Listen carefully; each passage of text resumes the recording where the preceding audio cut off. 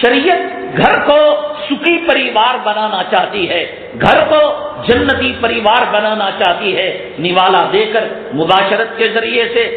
تہجد میں جگا کر، پردے کے ماحول میں رکھ کر، دین کے ماحول میں رکھ کر، اور قرآن اور حدیث اور سنتوں کی خوشبو کو پیدا کر کر شریعت یہ چاہتی ہے، یہ نکاح کا بندھن ابغض الحلال عند اللہ الطلاق، طلاق دینا شریعت میں جائز ہے، لیکن اللہ تعالیٰ کے یہاں حلال چیزوں کے اندر جو سب سے ناپسند چیز ہے وہ طلاق ہے۔ اللہ نہیں چاہتے خاوند بیوی کو چھوڑ دے، بیوی خاوند کو چھوڑ دے، نہیں چاہتے۔ اللہ چاہتے ہیں یہ جوڑا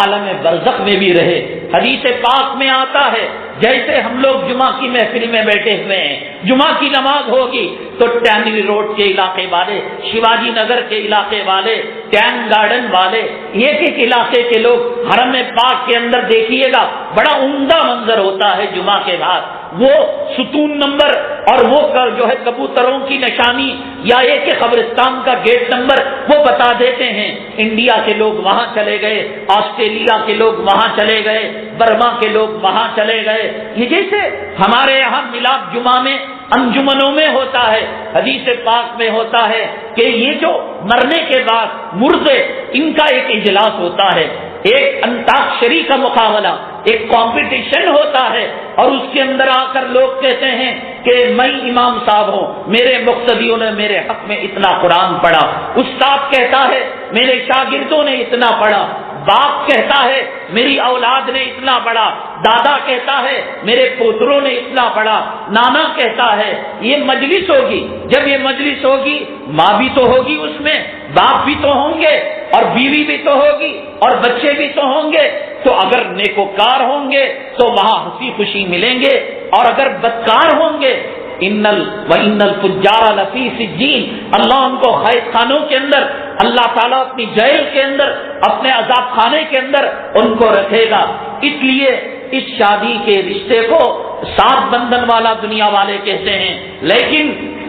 شریعت کہتی ہے ہم تمہیں جنت میں بھی اس جوڑے کے ساتھ، ان بچوں کے ساتھ، ان ماں باپ کے ساتھ، اس کے لیے یہی سے جنت کی کوشش کرنی چاہیے۔ یہ نہیں کہ آپ نے نماز پڑھی یا بیوی نے نماز پڑھی، خاوند کو چھوڑ دیا، حلال و حرام کی تمیز خاوند نے کیا، اور بیوی کو حرام کی دعوت میں بھیج دیا، سالے کا جو ہے نکاح ہو رہا ہے، اور بفے سسٹم کے اندر کھانا کھایا جا رہا ہے، ویڈیو گرافی اور کیمرہ کشی کی جا رہی ہے، اور آپ نے کہا جاؤ بھائی کا دل رکھنے کے لیے اور سسرال کا دل رکھنے کے لیے تم چلے جاؤ۔ نہیں، اس جنت کے اندر اپنے پریوار کو بنانے کی فکریں یہیں سے کرنی چاہیے۔ نماز کو جگانا ہے، طہارت کی فکریں کرنا ہے، مسواک کی فکر کرنا ہے، سنتوں کی فکر کرنا ہے، کھانے میں، اٹھنے میں، چلنے میں، پھرنے میں، ہر جگہ اس چیز کا خیال کرنا ہے۔ ہاں انسان ہے، اونچ نیچ ہو جاتی ہے تو اللہ تعالیٰ نے سورہ طور میں،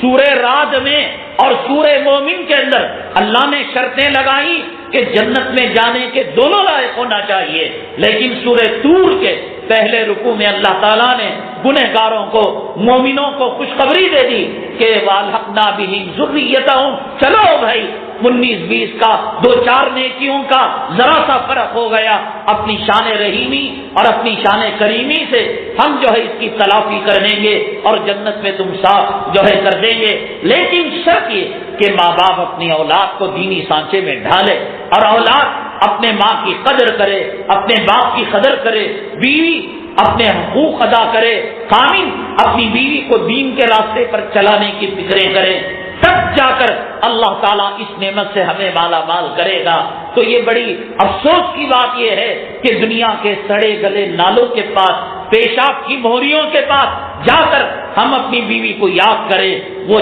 جنت، وہ باغات جہاں انبیاء علیہم الصلاۃ والسلام ہوں گے، جہاں اللہ تعالیٰ کا دیدار ہوگا، جہاں نہریں ہوں گی، جہاں حوریں ہوں گی، جہاں اللہ کی خوشنودی اور رضا کا مظہر ہوگا، اور وہاں آپ نے بیوی کو فراموش کر دیا اور بیوی نے خاوند کو فراموش کر دیا، ہرگز نہیں ہو سکتا۔ ابو جہل کا لڑکا آپ جانتے ہیں اس کی تربیت کس ماحول کے اندر ہوئی تھی، اس کی اٹھان کس ماحول کے اندر ہوئی تھی، لیکن ابو جہل کے بیٹے کو ان کی بیوی نے راہ راست پر لایا، اللہ کے نبی صلی اللہ علیہ وسلم سے پناہ لی،